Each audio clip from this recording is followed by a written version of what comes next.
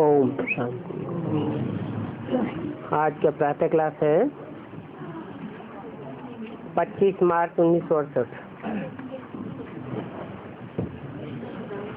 अपन को आत्मा समझ कर बैठो और बाप को याद करो। बाबा पूछते हैं, जब भी कहाँ भाषण करते सभा में बैठते हो तो घड़ी घड़ी ये पूछते हो,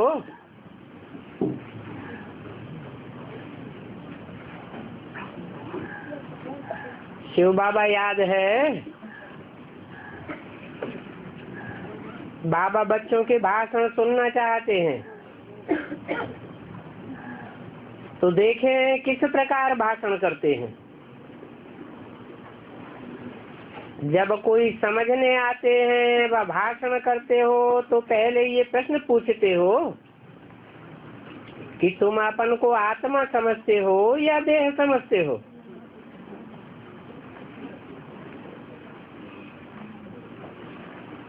क्योंकि इसे स्पिरिचुअल नॉलेज का आधार ही है अपन को आत्मा समझना।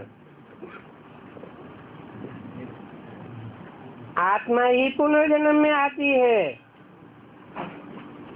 अपन को आत्मा समझ परम पिता परमात्मा बाप को याद करो।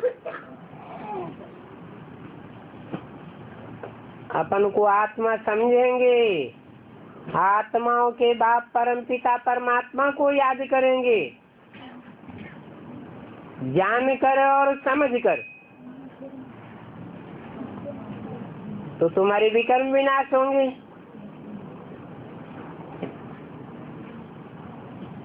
क्या युक्ति हुई विकर्म विनाश करने की? युक्ति हुई कि आत्मा जन्म मरण के चक्र में आती है, विकर्मों का बोझा चढ़ता है, और परम पिता परमात्मा जन्म मरण के चक्र में नहीं आता। वो एक ही है, न जन्म मरण के चक्र में आता है और न विकर्मी बनता है। वो तो कर्म अकर्म विकर्म की गति बताने वाला है। तो ऐसे वर प्योर को याद करेंगे तो तुम भी प्योर बन जाएंगे। उनको योगाग्नि कहा जाता है।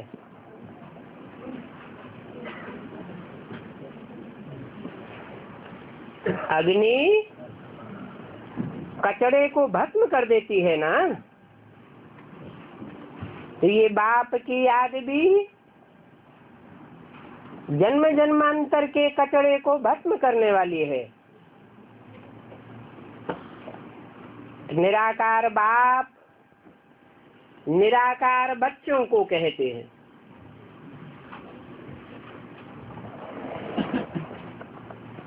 कहते हैं माना वो निराकार सिर्फ बिंदु नहीं है, वो साकार तन में आकर के साकार में वाणी चलाता है, लेकिन निराकारी स्टेज में।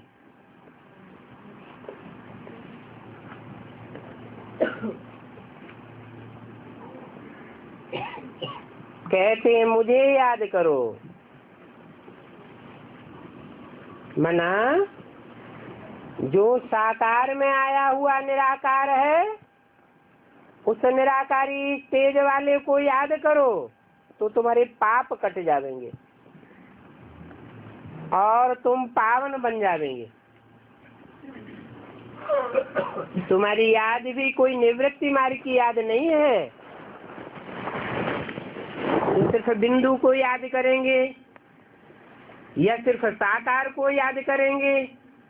नहीं, साकार और निराकार दोनों के मेल को याद करना है।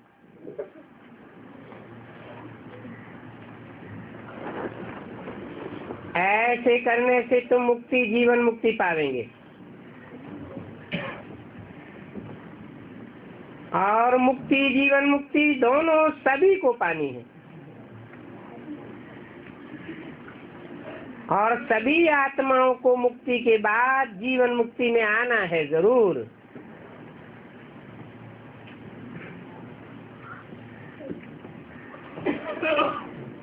एक परमपिता परमात्मा ही है जिसके लिए न मुक्ति की बात है और न जीवन मुक्ति की बात है। वो तो सदा शिव है। इसलिए उसकी याद से तुम्हारे पाप कर्म भस्म होते हैं। तो घड़ी घड़ी ये कहना पड़े अपन को आत्मा निश्चय करके बैठो। देवभान में बैठेंगे तो पाप बढ़ेंगे या घटेंगे? और ही बढ़ जाएंगे। तो बोलो भाइयों और बहनों, अपन को आत्मा समझ कर बैठो और बाप को याद करो। ये फरमान बाप ने दिया है और यही आज की यात्रा है। बाप कहते हैं मेरे साथ बुद्धि का योग लगाओ तो तुम्हारे जन्म जन्मांतर के पाप भस्म हो जाएंगे।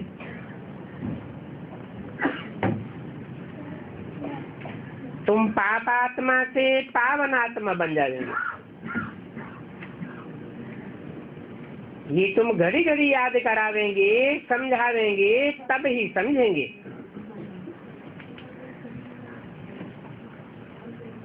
घड़ी घड़ी बताओ आत्मा अविनाशी है, देह विनाशी है। अविनाशी आत्मा ही विनाशी देह धारण करके पाठ बजाए एक शरीर छोड़ दूसरा लेती है। आत्मा का स्वधर्म तो शांत है, परंतु अभी वह आत्मा अपने स्वधर्म को नहीं जानती है। अनेक जन्मों की प्रैक्टिस पड़ी हुई है परधर्म में रत रहने की। पर है देह, आत्मा है स्व। अभी बाप कहते मुझे याद करो तो तुम्हारे विकर्म विनाश हो। मूल बात ये है, पहले पहले तो तुम बच्चों को ये मेहनत करनी पड़े आत्मिक स्थिति में स्थित होने की। वेद का बाप आत्माओं को कहते हैं।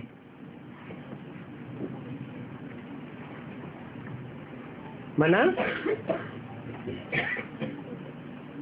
आत्माओं को कहते हैं, देह अभिमानियों को नहीं कहते। धारण भी आत्मा अभिमानी करेंगे। इसमें कोई शास्त्र आदि की मिसाल उठाने की भी दरकार नहीं है। गीता का तुम मिसाल देते हो तो भी कहते हैं तुम सिर्फ गीता क्यों कहते हो,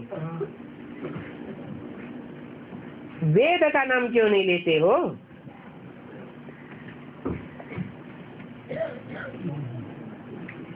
तो क्या कहेंगे?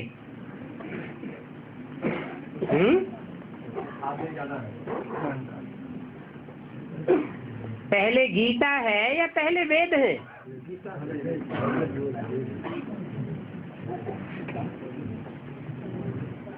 शास्त्रों में लिखा है वेदवाणी ब्रह्मा के मुख से निकली।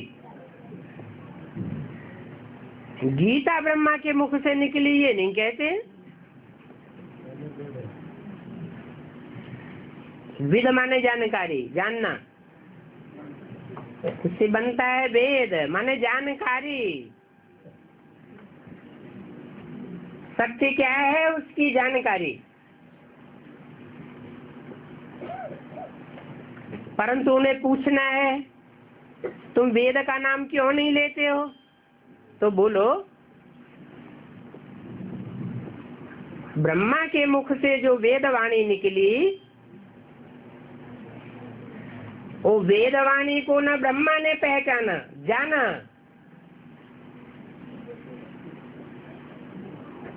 और न उस रचयिता बाप को जाना।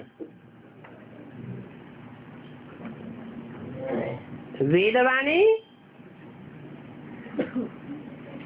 सामान्य रूप से कोई की समझ में नहीं आती।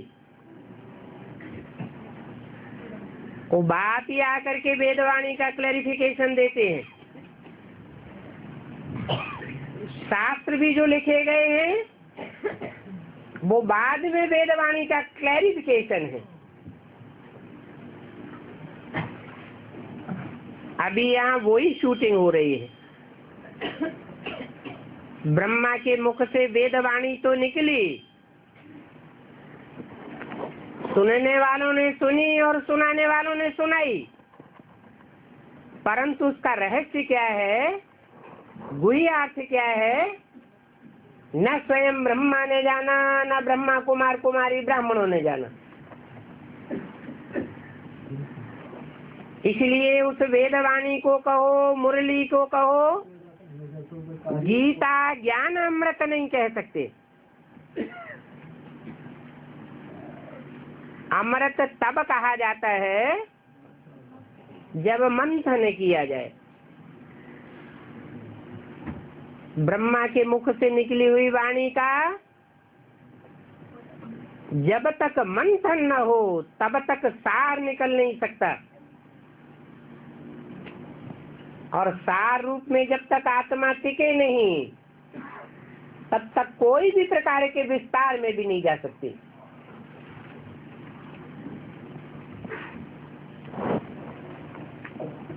अभी बाप कहते हैं मुझे याद करो, तब ही तुम्हारे विकर्म विनाश होंगे।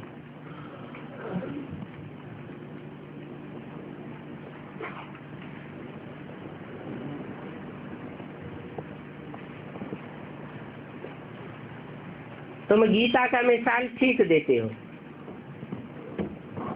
क्योंकि गीता ज्ञानामृत कहा जाता है। अभी तुम मंथन करते हो तो नई नई बातें निकलती हैं। बाबा ने कहा था उनसे पूछो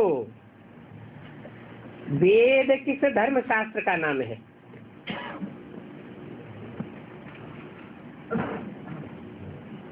वेदों से कौन सा धर्म स्थापन हुआ?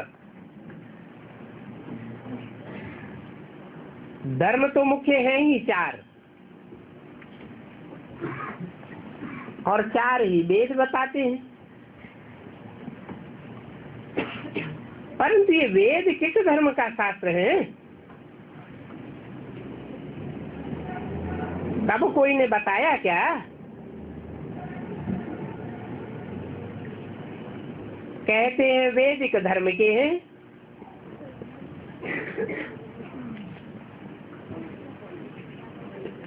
आर्यों के हैं। आर्य किसको कहा जाता है? हिंदू धर्म तो है ही नहीं, और आदि सनातन तो देवी देवता धर्म है। फिर ये आर्य कौन सा धर्म है? आर्य तो कोई धर्म ही नहीं, आर्य तो आर्य समाजियों का धर्म हो गया।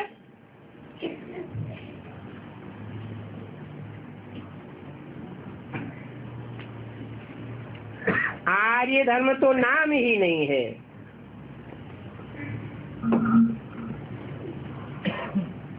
ये आर्य धर्म किसने स्थापन किया? वास्तव में तुमको गीता का भी नाम नहीं उठाना है। पहली बात अपन को आत्मा समझ बाप को याद करो, तो तुम सतो प्रधान बन जावेंगे। इस समय सभी तमो प्रधान है। पहले पहले तो बाप का ही परिचय देना है, और महिमा भी बाप की करनी है। वो बाप ही शांति का सागर है। वो बाप कहते हैं माम एकम याद करो। उस शांति सागर बाप को याद करेंगे तो तुम शांत हो जाएंगे, तुमको शांति मिल जाएगी। तो बाप की महिमा करनी है।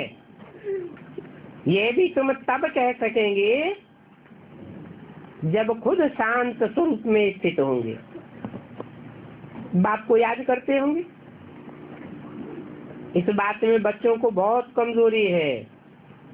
बाप हमेशा कहते हैं याद की यात्रा का चार्ट भेजो। कोई का भी चार्ट बाबा के पास नहीं आता है। अनन्य बच्चों के लिए बाबा कहते हैं दिल से हर एक पूछे, हम कहाँ तक याद करते हैं। दिल से अथाह खुशी रहनी चाहिए। तुमको अंदरूनी खुशी होगी तो दूसरे को भी समझाने का असर होगा। मैं भी तो देखूं अनन्य बच्चे मुझे कितना याद करते हैं। बाबा के पास राजाओं के चित्र बनाकर ले आए थे। अभी चित्र बनाना होता है सिर्फ प्रवृत्ति मार्ग का। ऐसे राजा रानी को चित्र हो जो प्रवृत्ति मार्ग के हो, दोनों हो, राजा और रानी एक का क्यों हो। वो तो निवृत्ति मार्ग हो जाए।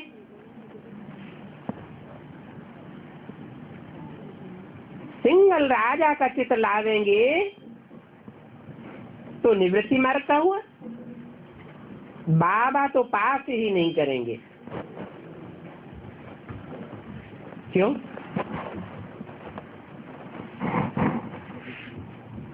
क्योंकि बाबा तो जिस धर्म की स्थापना करते हैं वो तो प्रवृत्ति मार्ग का धर्म है। निवृत्ति मार्ग के धर्म की स्थापना तो विधर्मी धर्म पिताएं करते हैं।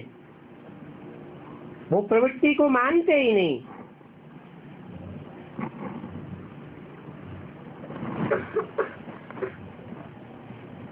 अवतार भी दिखाई दिए हैं 10।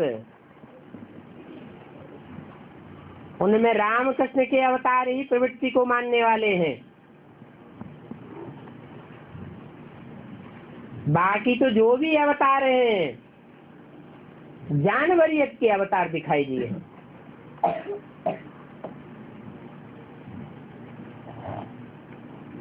वो धरणी का आधार लेते ही नहीं है। धरणी माने कन्याएं माताएं, सिर्फ ज्ञान का आधार लेकर के चलते हैं। अपने ही अहंकार में मगरूर रहते हैं। बाप तो आकर के प्रवृत्ति मार्ग की स्थापना करते हैं और कहते भी हैं मैं कन्याओं माताओं के द्वारा स्वर्ग के गेट खोलता हूं।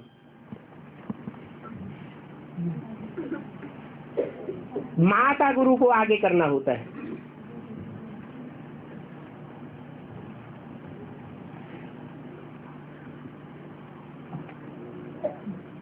तो बाबा निवृत्ति मार्ग के चित्रों को पास नहीं करेंगे। कहेंगे तुमने अपनी मत से बनाया है।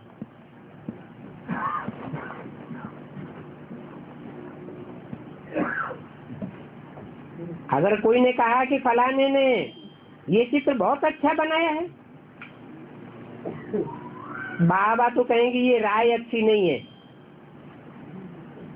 ये प्रवृत्ति मार्ग के राजा रानी कहाँ हैं? निवृत्ति मार्ग तो होता ही है सन्यासियों का। तो पहले पहले मूल बात ये कहना है भाइयों और बहनों, अपन को आत्मा समझो।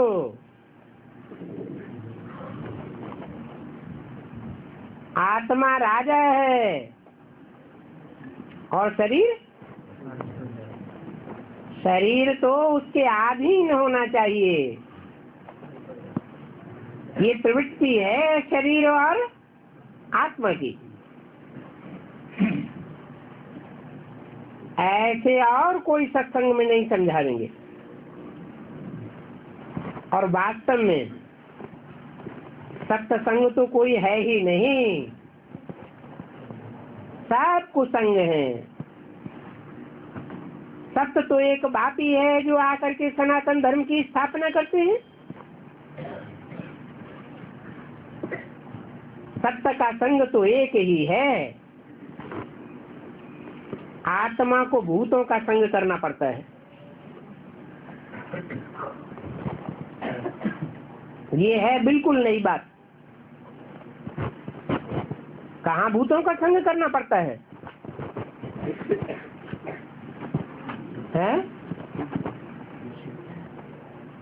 द्वापर कलयुग में आत्मा को 5 भूतों का संग का रंग लगता है। ये शरीर है 5 भूतों का संघात। तो क्या सतयुग त्रेता में शरीर नहीं होते? देह तो होती है, परंतु देह में आत्मा का लगाव नहीं लगता है।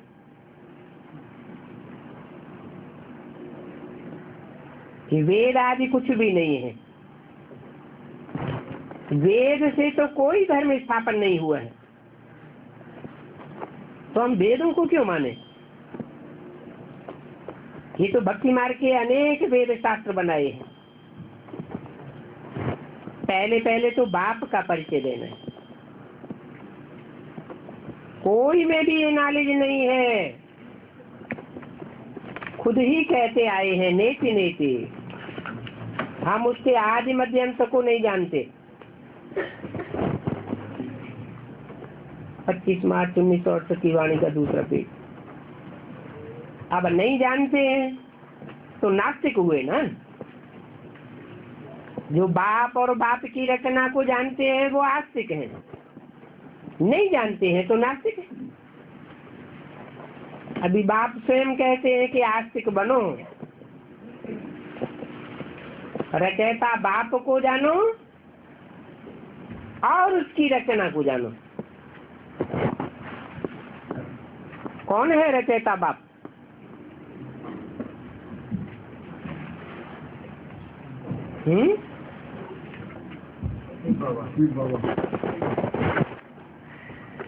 अगर बाबा हटा दिया जाए तो शिव बाप को रचयिता कहें? शिव बाप स्वयं ही रचता नहीं है और वो रचना भी नहीं कर सकता। रचयिता और रचना का संबंध साकार में चाहिए। शिव तो आत्मा का नाम है। आत्मा तो अविनाशी सदैव है ही है, वो रची नहीं जाती।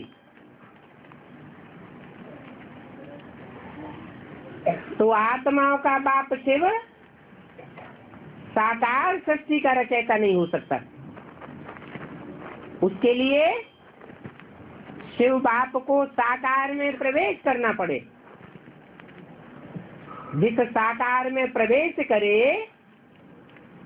पहले उसके अनेक जन्मों के पाप भस्म होने चाहिए।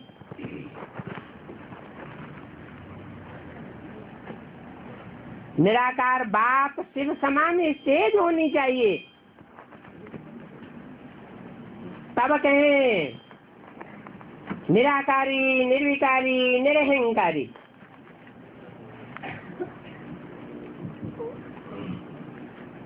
जब ऐसी बाप समान स्टेज कोई पहली आत्मा की बने तब वो रचयिता नई सृष्टि का कहा जाए। रचना और रचयिता का ये संबंध है। रचना पहले नहीं होती है, रचयिता जब रचता है तब रचना होती है।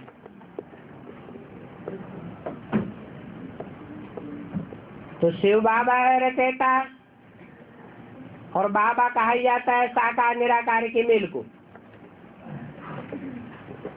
तो जरूर कहना पड़े पहले अपन को आत्मा समझ, फिर बाप को याद करो। ये बातें गीता में कुछ है परंतु वेदों में तो नहीं है। तुम कोई वेदों को मानने वाले नहीं हो।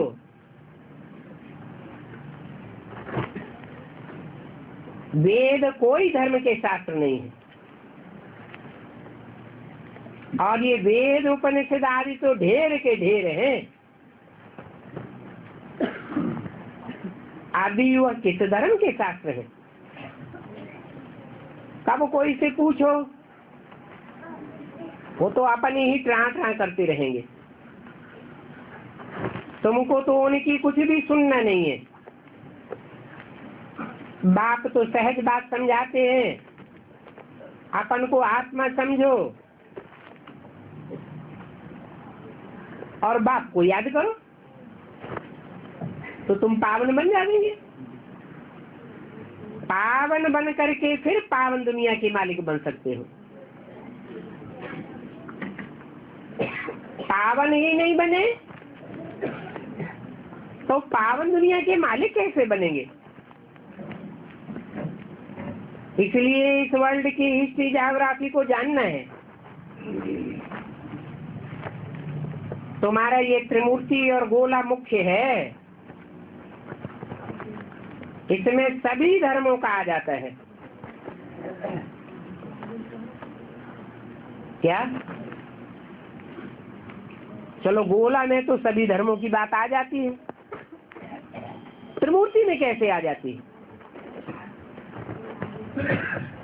है? त्रिमूर्ति में सभी धर्मों की बात आती है क्या?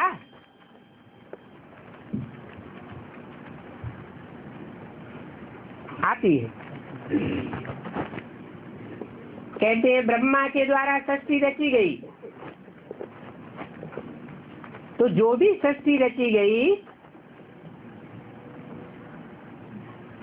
सत्य संकल्पों से सत्य सृष्टि रची जाएगी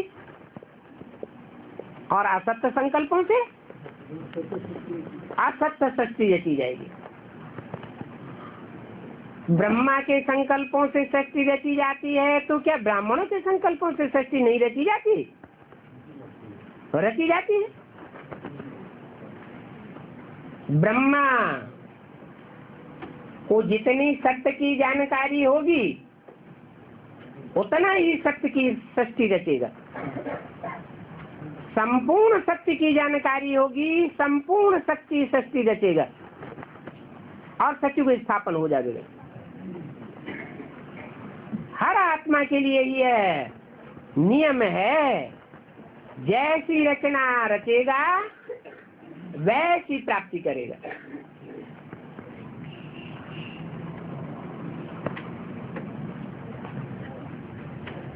तो पहले पहले है देवी देवताओं का धर्म।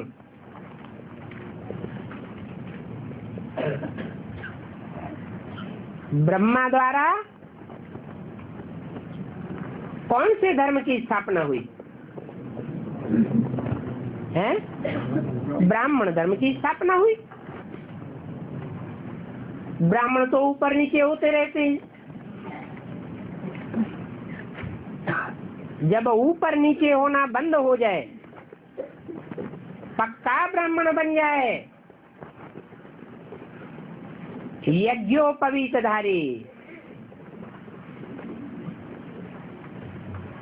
3 सूत्रों का पूरा ज्ञान धारण कर ले, ब्रह्मा के द्वारा कैसे कैसे ब्राह्मणों की पैदाइश होती है। एक ही तरह के ब्राह्मण बनते हैं या नौकुरी के ब्राह्मण बनते हैं? ब्रह्मा द्वारा 9 प्रकार के ब्राह्मणों की रचना होती है, एक से एक श्रेष्ठ और एक से एक कर्म भ्रष्ट धर्म भ्रष्ट। तो दुनिया में कितने प्रकार के धर्म बन गए? 9 प्रकार के धर्मों की रचना हो गई। तो कह सकते हैं कि त्रिमूर्ति में सभी धर्मों की बात आ जाती है। वास्तव में ब्रह्मा की गोद में सब धर्म की आत्माएं पलती हैं, परंतु विष्णु की गोद में किसकी पालना होती है? सब धर्मों की पालना नहीं हो सकती। उनके द्वारा तो सिर्फ देवता धर्म की आत्माओं की ही पालना होती है।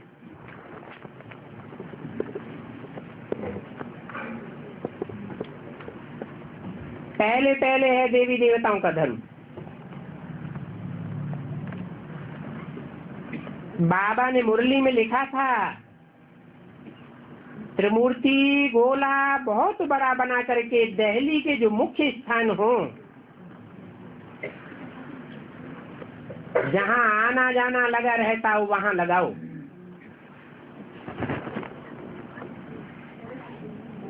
तीन के सीट हो, सीढ़ी में तो और धर्मों का आता ही नहीं है।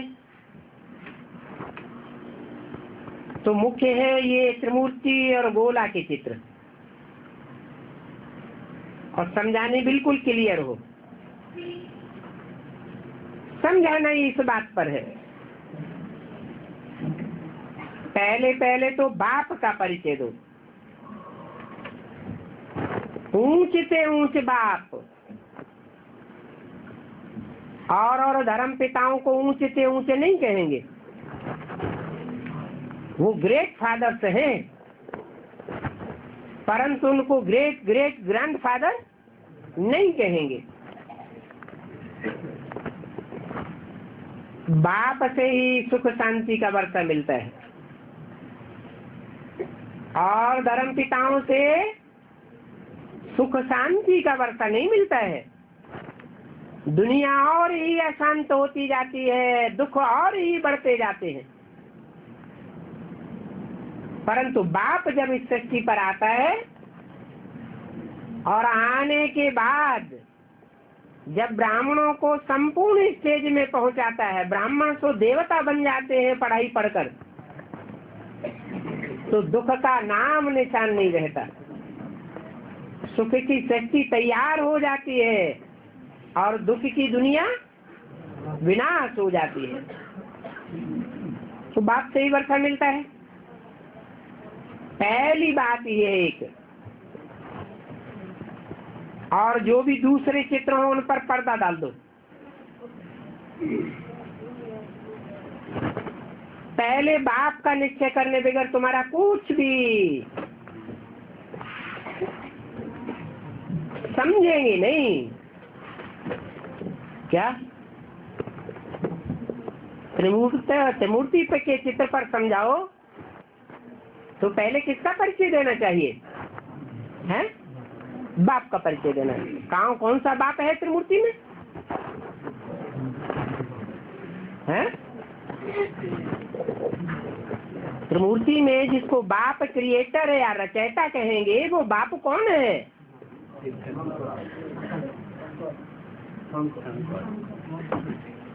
और बेसिक नॉलेज वालों ने तो ऊपर शिव ज्योति बिंदु को रख दिया है, परंतु शिव ज्योति बिंदु को मूर्ति थोड़ा ही कहेंगे।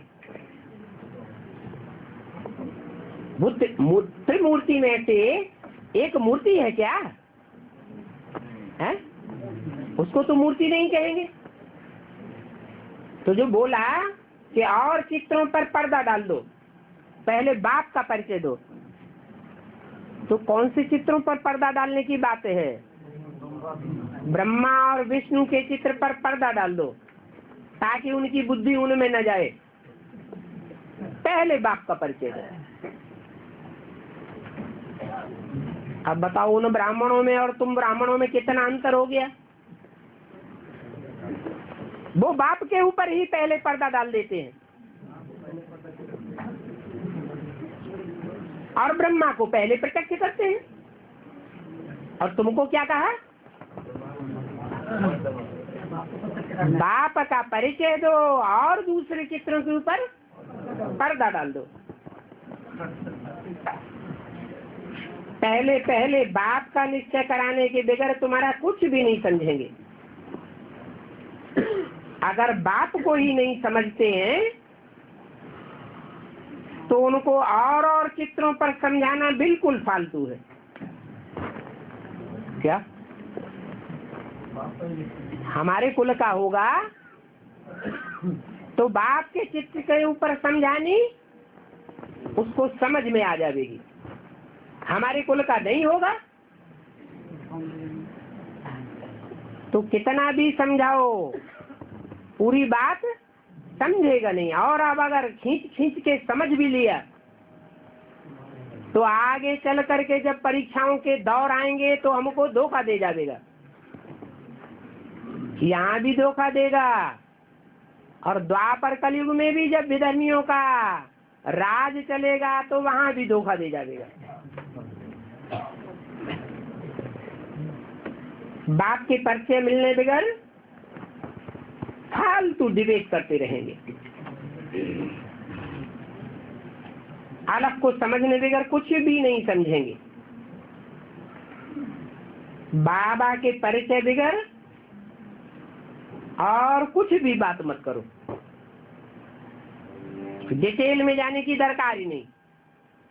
पहले बाप का परिचय, बाप से ही बेहद का वर्षा मिलता है। बाबा ख्याल करते हैं ऐसी सहज बात क्यों नहीं समझाते हैं, न समझते हैं और न समझाते हैं। तुम्हारी आत्मा का बाप शिव है, वो बिंदु बिंदु आत्माओं का बाप है। तुम सब बिंदु बिंदु आत्माएं आपस में ब्रदर्स हो, भाई बहन भी नहीं हो, तो बेहद के बाप से जरूर वर्षा मिलना चाहिए। आत्माओं के बाप से आत्मिक वर्षा मिलेगा या देह के सुखों का वर्षा मिलेगा? आत्मिक वर्षा मिलता है। फिर बाद में तुम समूह प्रधान बनते हो, जब अपन को देह समझना शुरू करते हो। बाप को याद करो तो सतो प्रधान बन जाएंगे। पहले पहले ये समझानी चाहिए, मूल बात ये है। रचयिता को जानना और रचना को जानना। कोई भी नहीं जानते हैं कि रचयिता कौन है और रचना कौन है। ऋषि मुनि साधु सन्यासी कोई नहीं जानते।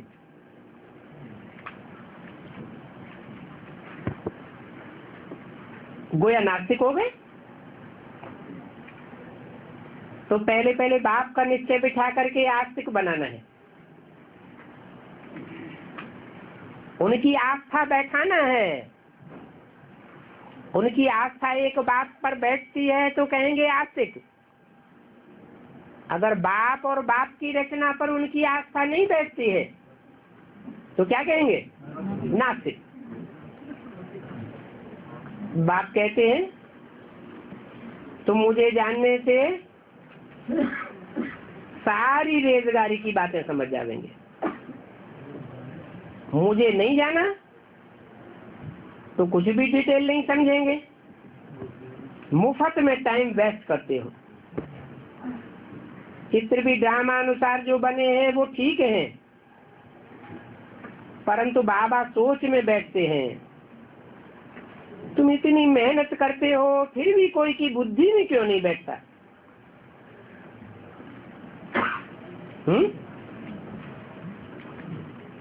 क्यों नहीं बैठता? कब की बात है?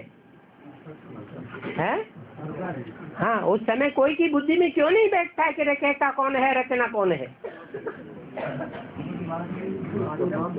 खुद जो समझाने वाला मुख है वो स्वयं ही नहीं जानता कि सृष्टि का रचयिता कौन है। साकार में रचयिता चाहिए। वो रचयिता कौन है और फर्स्ट क्लास रचना कौन है?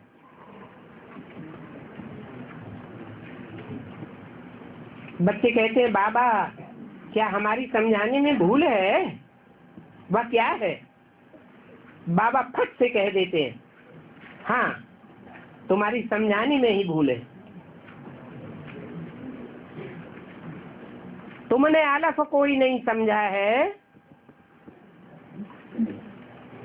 तो दूसरों को कैसे समझाएंगे? अलफ की समझानी पहले देनी है। नहीं समझते हैं तो फट से रवाना कर दो।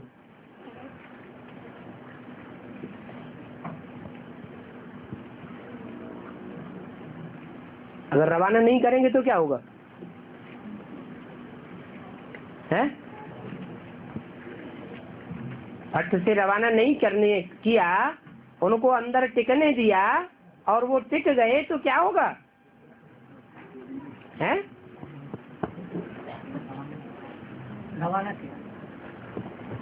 चला दो। वो अंदर ही अंदर विस्फोट करते रहेंगे। और भाई बहनों को अनिश्चय बुद्धि बनाते रहेंगे। आखिरी खुद भी भागेंगे और ढेर सारा ग्रुप अपने पीछे ले जाएंगे। इसलिए बोला कि अलग को नहीं समझते हैं तो फट से रवाना कर देना चाहिए। जब तक बाप को नहीं जाना है तब तक तुम्हारी बुद्धि में कुछ भी नहीं बैठेगा। फिर हम क्यों टाइम वेस्ट करें? बच्चे कहते हैं बाबा हम कितना भी समझाते हैं, कोई की बुद्धि में बैठता ही नहीं है। अरे अलग को नहीं समझा है तो धूल भी बुद्धि में नहीं बैठेगी। है? ये क्या मतलब? धूल नहीं बैठेगी क्या मतलब? अरे अलग जिस धूल में प्रवेश करता है, देह अभिमानी में प्रवेश करता है, देह की मिट्टी में प्रवेश करता है, वो भी उसकी बुद्धि में बैठेगा? बैठेगा नहीं। भक्ति मार्ग का भूसा ही उनकी बुद्धि में भरा हुआ है। और भूसा जब निकले, कैसे निकले? बाप को समझे, बाप को याद करें तो यात्रा से भूसा निकले। तुम भी जब तक इस अवस्था में नहीं बैठते हो तो तुम्हारी आंखें क्रिमिनल होती रहती हैं। किस अवस्था में बैठना? अपन को आत्मा समझ, जो बाप है आत्माओं का, जो हमको समझानी देने वाला है, और हम समझने वाले बच्चे बनते हैं। अगर उसको नहीं समझा तो आंखें क्रिमिनल होती रहेंगी। सिविल आंखें तब बनेंगी जब अपन को आत्मा समझेंगे, देही अभिमानी होंगे, फिर आंखें तुमको धोखा नहीं देंगी।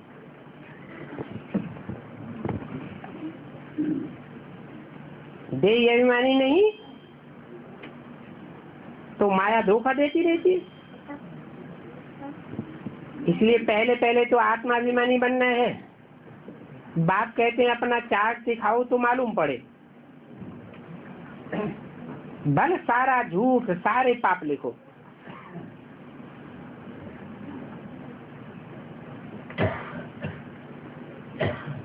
अगर तुम झूठा लिखते रहेंगे तो तुम्हारा ही बेड़ा डूब जाएगा। अपनी ही सत्यानाश करेंगे। बाबा झट समझ जाएंगे इसने सच्चा लिखा है या झूठा लिखा है। अभी बच्चों को बाबा कहते हैं चार्ट लिखो, नहीं लिखते हैं तो बाबा समझाते हैं। योग में नहीं रहते हैं इसलिए इतनी सर्विस नहीं होती। वाणी में जौहर नहीं भरता है। भल बाबा कहते हैं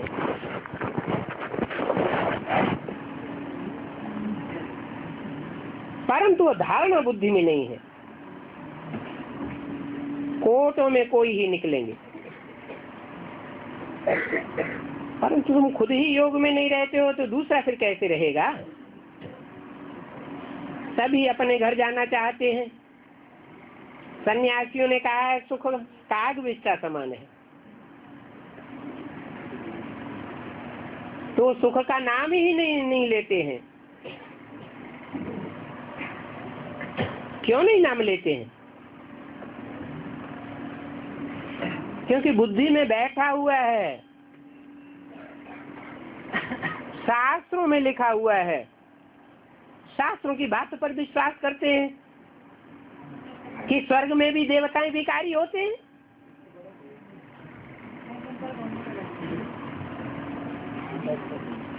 तो कहते हैं सुख, स्वर्ग के सुख काग विष का समान।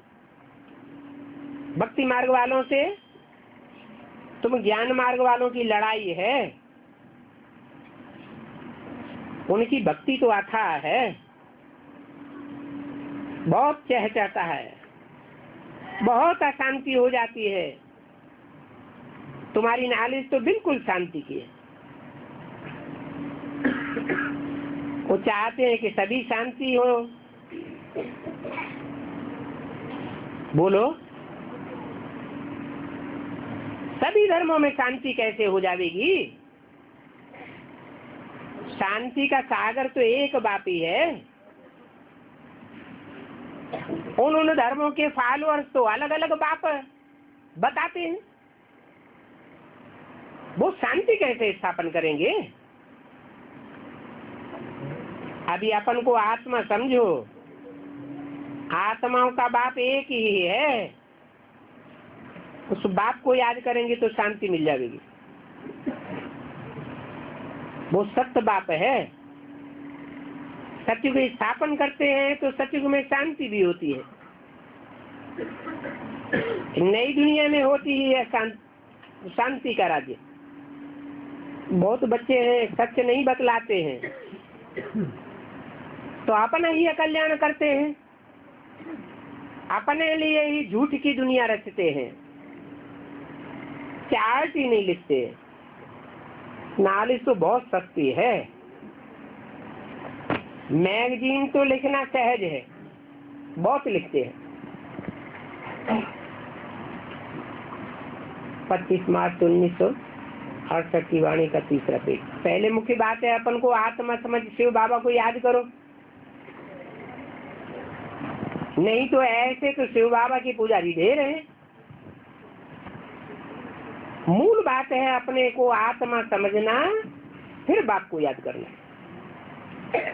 बाप कहते हैं मन मना भव।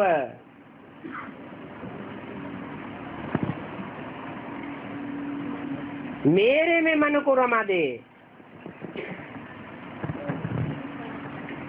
जो मेरे अंदर संकल्प है वो तेरे अंदर समा जाए। परंतु ये मनमना अभव अक्षर भी बोलना नहीं है, इसके अर्थ में टिकना है। हिंदुस्तान की तो है हिंदी भाषा, फिर संस्कृत दूसरी भाषा क्यों? ये मनमना भव अक्षर तो गीता से उठाया है, संस्कृत का अक्षर है ना। आजकल ये गवर्नमेंट क्यों संस्कृत पद पर जोर देती है? ये संस्कृत तो अपने काम ही आने वाली नहीं है। तो इन भाषाओं आदि को छोड़ दो। पहले पहले तुम भाषण करो तो बोलो अपन को आत्मा समझो। ऐसे बहुत हैं जो अपन को आत्मा भी नहीं समझ सकते। क्या? जो आत्मिक स्थिति में ब्राह्मण नहीं टिक सकते, अपन को आत्मा नहीं समझते, ज्योति बिंदु की याद में बिल्कुल टिक ही नहीं सकते, तो उनका क्लास ट्रांसफर होगा।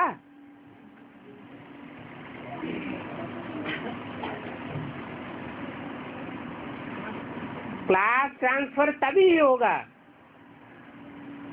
जब आत्मा की सारी कट देह अभिमानी की उतर जाए। बेसिकली अपन को आत्मा समझे, सब डायरेक्ट बाप से सीखे। याद ही नहीं कर सकते। ऐसे अपने घाटे की कोई बात समझ ही नहीं सकते। कल्याण तो है ही बाप की याद में। और कोई सत्संग में ऐसे नहीं कहते कि अपन को आत्मा समझो और बाप को याद करो। क्यों नहीं कहते हैं? क्योंकि और जो भी सत्संग हैं उनमें जो भी गुरु बैठते हैं, गुसाई बैठते हैं, वो सब देह अभिमानी हैं। और कोई सत्संग में ऐसे कहते ही नहीं। बच्चे कब बाप को एक जगह बैठकर याद करते हैं क्या? उठते बैठते बाप को याद करना है। आत्माभिमानी बनने की प्रैक्टिस करनी है। तुम बहुत टू मच बोलते हो, बात मत पूछो। इतना बोलना तुम्हारा होना नहीं चाहिए। मूल बात है बाप को याद करने की। बहुत बोलते हैं, इससे क्या साबित होता है? आत्माभिमानी है या देह अभिमानी है? ये वाचा भी देह से निकलती है या आत्मा से निकलती है? ये तो देह रूपी यंत्र है, उसी से वाचा निकलती है। बस योगाग्नि से ही हम पावन बनेंगे। अभी सभी दुखी है। सुख मिलता ही है पावन बनने से, पतित बनने से दुख मिलता है, पावन बनने से सुख मिलता है। तुम खुद आत्माभिमानी हो, किसको समझावेंगे तो किसको जरूर तीर लगेगा। कोई खुद विकारी है और दूसरों को कहे निर्विकारी बनो, तो उनका तीर लगेगा ही नहीं, क्योंकि खुद ही पतित है। ये भी ऐसे है। तुम खुद आदि की यात्रा में रहते नहीं हो, इसलिए किसको तीर लगता नहीं है। अभी बाप कहते हैं बीती तो बीती। अभी पहले अपन को सुधारो, दिल से पूछो हम अपन को आत्मा समझ बाप को कितना याद करते हैं। बाबा हमको विश्व का मालिक बनाते हैं, हम शिव बाबा का बच्चा हूं, तो जरूर हमको स्वर्ग का मालिक बनना चाहिए। बाप एक ही मासूक है, तुम सब उसके आशिक हो। अभी आशिक आकर के खड़ा हुआ है, तो उनके साथ बहुत लब होना चाहिए। लब माना ही याद। शादी होती है तो स्त्री का पति के साथ कितना लब जाता है। अभी तुम्हारी भी सगाई हुई है ना, तुम्हारी सगाई हुई है, शादी नहीं हुई है। शादी तो तब कहेंगे जब तुम विष्णुपुरी में जावेंगे। पहले शिव बाबा के पास जावेंगे, फिर ससुर घर जावेंगे। सगाई की खुशी होती है ना, सगाई हुई और याद पक्की हुई। सत्ययुग में भी सगाई होती है, वहां की सगाई कब टूटती नहीं है, अकाल मृत्यु ही नहीं होती है। ये अकाल मौत तो यहाँ होता है।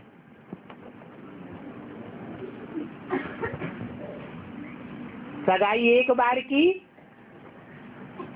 फिर अगर नहीं होती,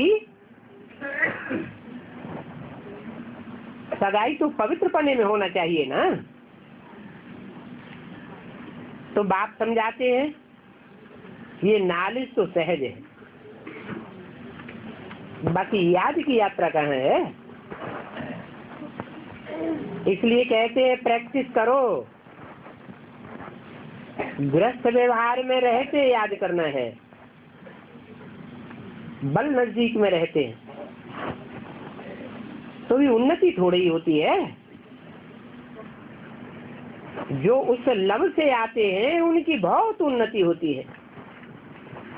याद नहीं करते हैं तो लब थोड़ी ही रहता है। अगर लब हो तो जरूर शिक्षा धारण करें, बाप का परिचय देवें। अगर बाप का परिचय नहीं देते हैं तो समझो लूले लंगड़े हैं। बाप ने कहा था मंदिरों में जो शादियों के लिए हाल बनाते हैं उनको जाकर के समझाओ, परंतु कहां से भी समाचार नहीं आया है कि हमने ऐसे ऐसे समझाया।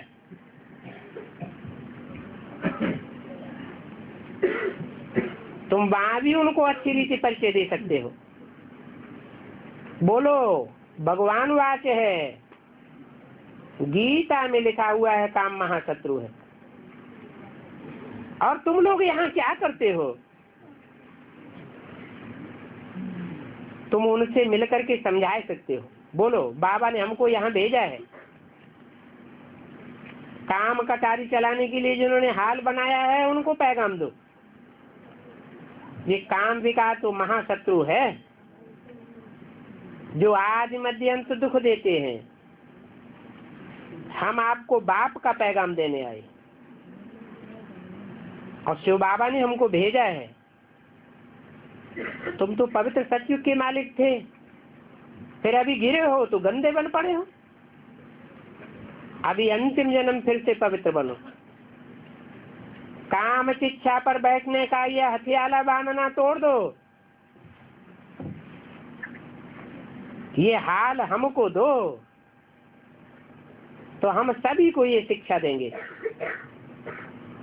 सभी को पैगाम दे करके काम शिक्षा से उतार करके ज्ञान शिक्षा पर बिठा देंगे। तुमने तो ये कोष घर बनाया है, परंतु एक भी बच्चे का समाचार नहीं आया है कि हमने ऐसे ऐसे सर्विस की। बाप ने हमारे थ्रू ये संदेश भेजा है, धन बहुत है तो उस धन से पाप के काम थोड़ा ही लगाना चाहिए। अभी ये धंधा छोड़ दो। कोष करने के लिए तुम दुकान निकाल करके बैठे हो। तुम योग में रह करके बोलेंगे तो फिर उनको तीर लगेगा। ज्ञान तलवार में जौहर चाहिए, ये याद का जौहर है। पहले तो मुख्य है एक बात, कहते हैं हम तो बहुत मेहनत करते हैं लेकिन मुंह निकलता तो कोई बहुत मुश्किल है। बाप कहते हैं अभी तुम याद की यात्रा की मेहनत करो, योग में रह करके कोई को समझाओ कि रावण से हराने से विकारी बनते हो, अभी फिर निर्विकारी बनो। ये काम कटारी का धंधा छोड़ दो।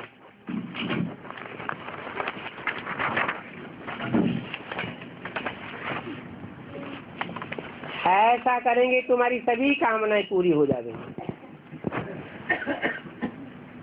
28-3-68 की वाणी का चौथा पेज। बोलो, बाप आए हैं स्वर्ग का मालिक बनाने के लिए। बाबा अभी गुहे डायरेक्शन तो बहुत देते रहते हैं, परंतु बच्चे पकड़ते नहीं हैं। और बातों में जाने की क्या दरकार है? मुख्य बात तो है बाप का पैगाम दो। खुद ही याद नहीं करेंगे तो दूसरों को कैसे कहेंगे? ये ठगी तो यहाँ चलेगी नहीं। ये तो जैसे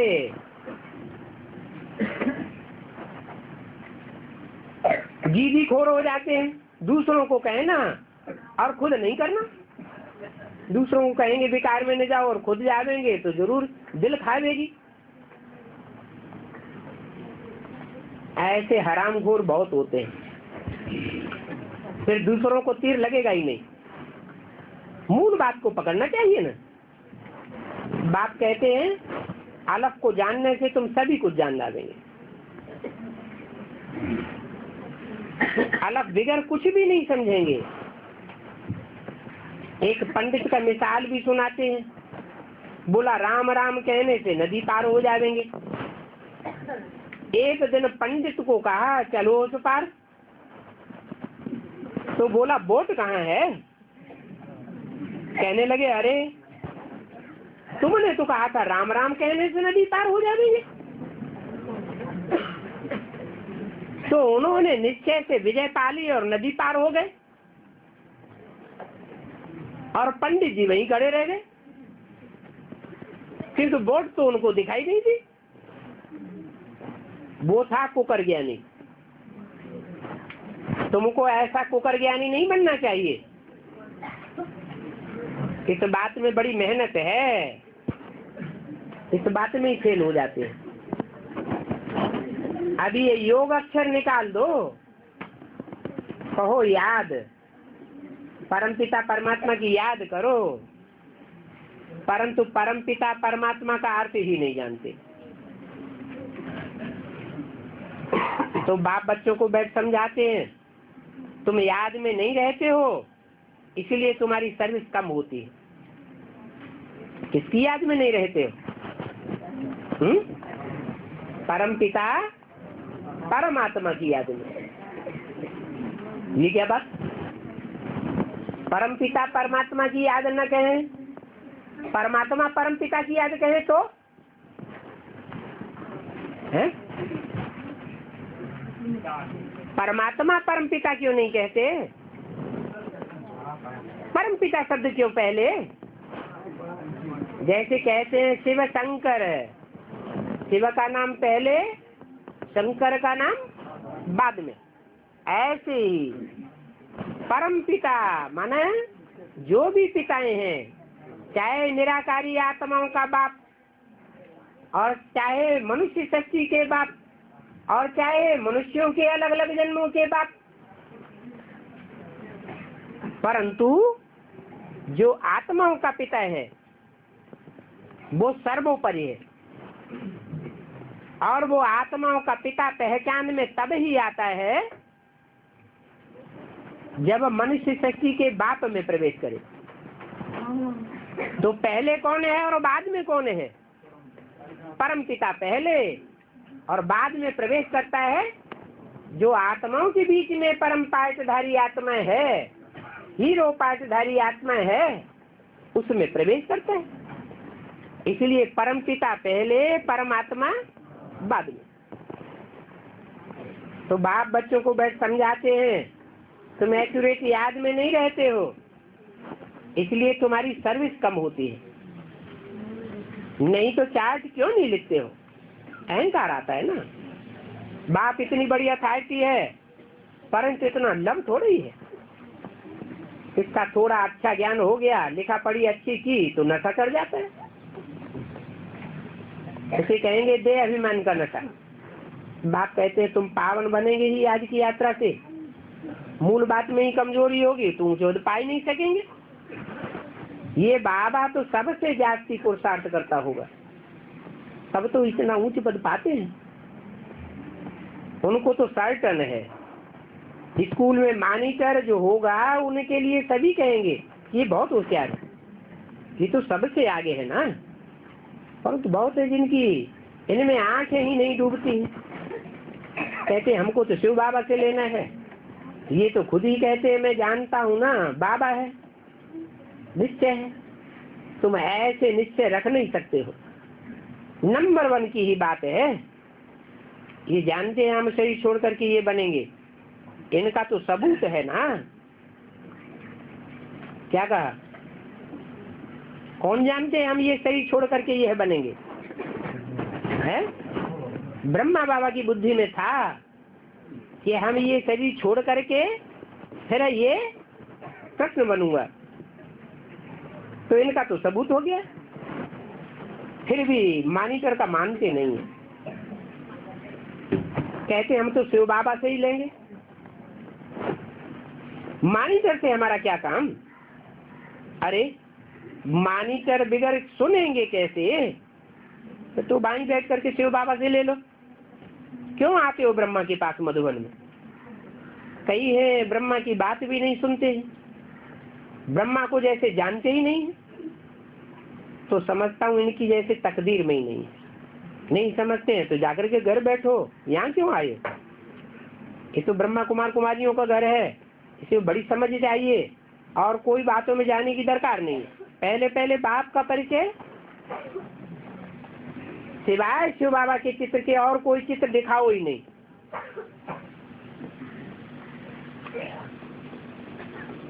जब शिव बाबा का चित्र समझाओ तो और चित्रों पर पर्दा डाल दो, शिव बाबा के चित्र का अलग कमरा बना दो। जब तक शिव बाबा के चित्र पर समझे नहीं तब तक दूसरा दरवाजा खोलो ही नहीं। पहले अलग को समझे, अलग को समझे और फिर लिख करके देवे। बाप का परिचय बिगड़ सुधरेंगे ही नहीं। बंदरों से तुम कितना भी माथा मारेंगे सुधरेंगे नहीं। और सभी बातों को छोड़ पहले पहले अलग की बात, एक ही शिव बाबा का चित्र रखो। शिव बाबा की इतनी महिमा है। शिव बाबा प्यार का सागर है ना, इतना प्यार और किसी को है ही नहीं। बल ब्रह्मा से है, परंतु शिव बाबा साथ प्यार बहुत बच्चों का कम है। बाबा डायरेक्शन देते हैं, चार्ट भेजो, उन्नति के लिए कहते हैं। देखें ये कितना क्या याद करते हैं। नॉलेज वाले इतना नहीं लिखेंगे, याद की यात्रा वाले लिख करके भेजेंगे। वेद का प्यार इसको कहा जाता है। बाबा को फीलिंग आती है, शिव बाबा में लव इनमें है ही नहीं। स्त्री पुरुष का विकार के लिए कितना लव जाता है। ये बाप निर्विकारी बनाते हैं, तो इनको कितना प्यार से याद करना चाहिए। चार्ट दिखाओ। मूल बात यह है जिससे तुम पावन बनेंगे। अच्छा बच्चों को गुड मॉर्निंग।